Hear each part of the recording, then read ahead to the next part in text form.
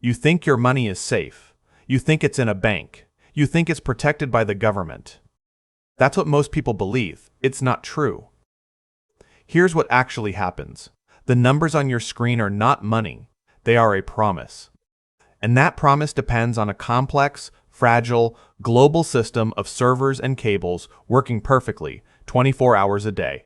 If that system goes dark, your money doesn't just get stuck. It ceases to exist. This isn't conspiracy. This is design. We've built an economic world on a digital foundation so complex, so interconnected, that a single, total failure wouldn't be a crisis. It would be an extinction-level event for the economy as we know it. This is the story of what a total banking collapse would actually look like, hour by hour, day by day. It's the story of how the system really works, and why understanding its fragility changes everything you think you know about your own security. If you find this video valuable, take a moment to subscribe. What you're about to learn is the hidden logic that runs the world. You'll want to be here for what's next. Before we expose how this collapse unfolds, you need to understand the official story they tell you. They tell you if a bank fails, the government insures your deposits. They tell you crises are about confidence, and central banks can always print more money to fix it. They point to the Great Depression or 2008 as proof that the system, while shaky, can always be saved. Sounds reasonable, right? But here's what they don't tell you. Those were failures inside the system. What happens when the system itself fails? Not a lack of confidence, but a lack of connection. Not a bank run, but a server shutdown. The government can't insure you if the network to pay you is dead. The central bank can't print money if there's no way to distribute it. This trick, this belief in a system that can't fail, is new. For most of history, money was something you could hold. Now, it's a ghost in the machine. Let's trace what happens when that machine dies. The first 72 hours are not chaos. They are silence. It starts at a grocery store. You try to pay with your card. Declined. You try again. Declined. The cashier says the system is down. Annoying, you think. You try the ATM. The screen is blank. It won't give you cash. This isn't a local outage. It's happening everywhere, all at once. The global banking system has been unplugged. All credit and debit transactions stop. All online banking portals go dark. All wire transfers halt. The digital representation of your wealth, your life savings, your checking account, your retirement fund, is now a meaningless number trapped on a server you cannot reach. Let that sink in. Paychecks sent by direct deposit simply vanish. They never arrive. Automatic payments for your mortgage, your car, your utilities all fail. Millions of people go into default in the same instant. Not because they don't have the money, but because the money is no longer accessible. That government insurance you trust? The FDIC? It was designed to mail a check if your specific bank went broke. It has no plan for a world where there are no accounts to send the money to and no system to process the payment. It's useless. The immediate power shifts to anyone holding physical cash. The small amount of paper money in circulation becomes the only thing with value. A desperate, violent scramble begins. Grocery stores, gas stations, pharmacies, they are stripped bare in hours. People with no cash are instantly destitute. They cannot buy food. They cannot buy medicine. They cannot buy fuel. The store owners face an impossible problem. A flood of customers cleans out their inventory, but they can't pay their suppliers for more because the banking system is dead. They can't deposit the cash they've taken in. Soon, they can't even make change. Within 72 hours, they are forced to close their doors forever. This is the beginning of a profound psychological shock. Society shifts from a mindset of abundance to one of pure scarcity. People start hoarding. Not just food and water, but anything with barter value. Alcohol, cigarettes, ammunition, tools. The social fabric, built on the trust that you can always buy what you need, begins to tear. After the initial shock, the first month is a cascade of failures. The real economy begins to structurally disintegrate. The modern economy is built on a mountain of credit. A total banking shutdown is a total credit shutdown. We have seen smaller versions of this before.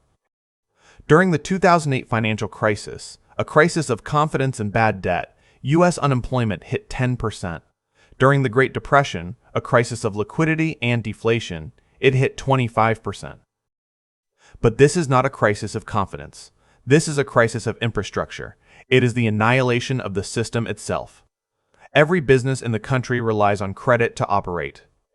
They need loans for working capital to pay their employees and suppliers before they get paid by their customers. When credit freezes, this cycle breaks instantly. Millions of small and medium-sized businesses, the lifeblood of the economy, die within weeks. They cannot make payroll. They cannot order supplies. They are forced to fire everyone. The unemployment rate doesn't climb to 25%. It rockets past 50% in the first month. Tens of millions lose their jobs in a matter of weeks. This triggers the second stage of the collapse: supply chain annihilation. Global supply chains are a modern miracle of efficiency. They are also incredibly fragile. They depend on a constant flow of money managed by banks, called trade finance. This is what allows a factory in China to ship goods to a store in America, knowing they will get paid. When the banks go dark, that flow stops. Ships in port cannot leave. Goods already at sea are stranded. Importers cannot pay for them. The signal sent back up the supply chain is not, "We need less." The signal is, "We need zero." All new orders are canceled. Factories across the world shut down. In 2008, a small drop in consumer demand caused 67,000 factories in China to go bankrupt. This time, the drop is 100%.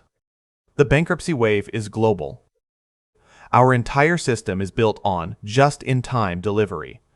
Stores and factories keep almost no extra inventory on hand to save money.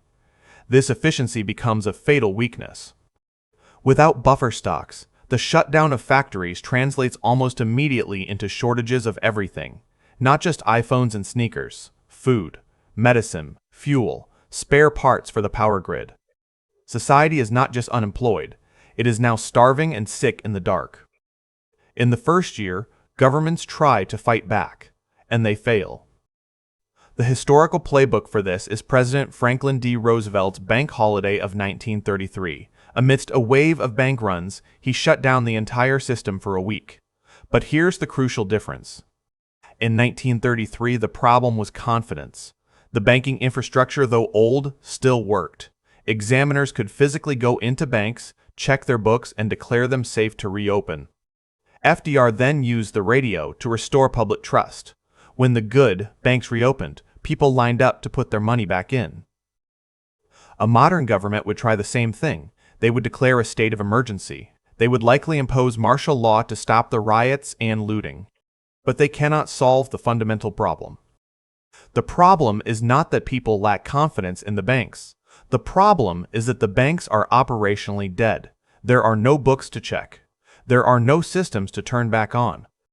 The government's plan to print a new emergency currency is a fantasy. Without a banking network, how do you distribute it to 300 million people? How do they use it without a payment system? It would take months, even years, by which point a new, primitive economy will have already taken root. In this power vacuum, something new emerges. People, desperate for a way to trade, fall back on ancient methods. First comes barter, the direct trade of goods and services.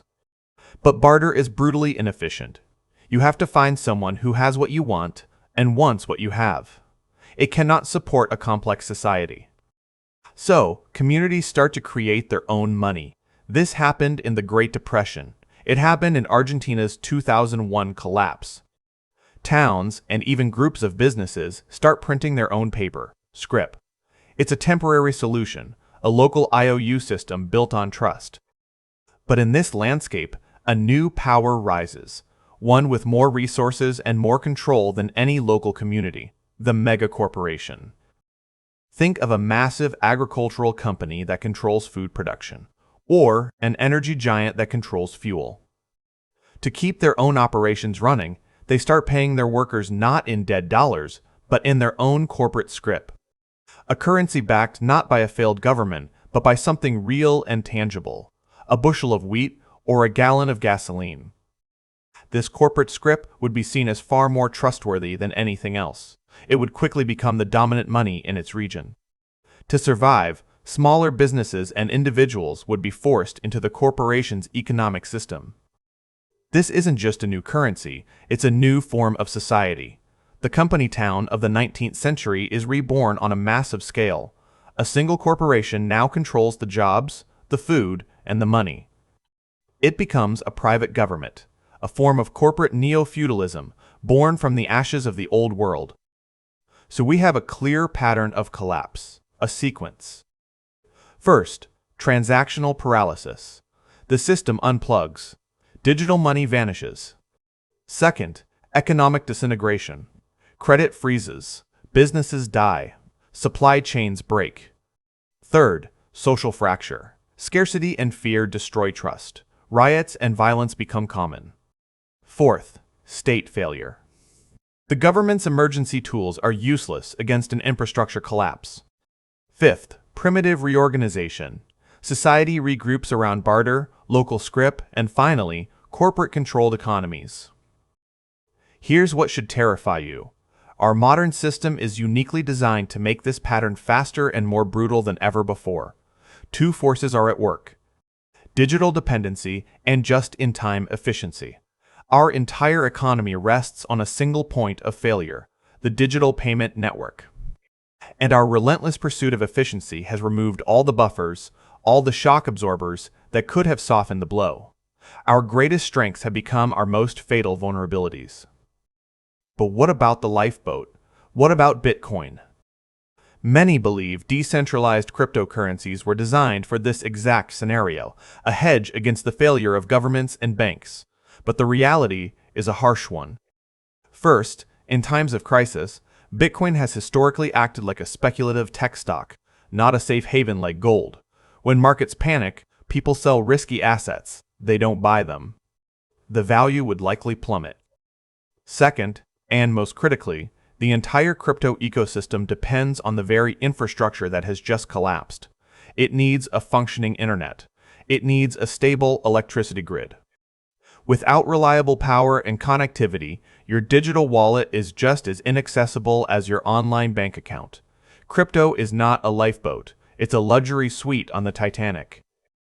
So that's how the system actually works. Not the story they tell you, the reality. The money you think you have is a promise, held together by a fragile web of technology. This isn't new.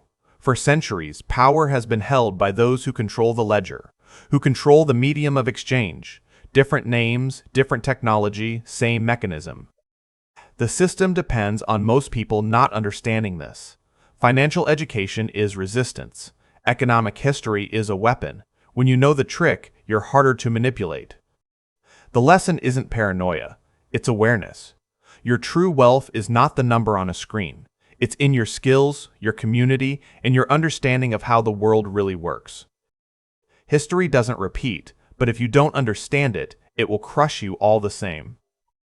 If this gave you a new perspective, hit subscribe.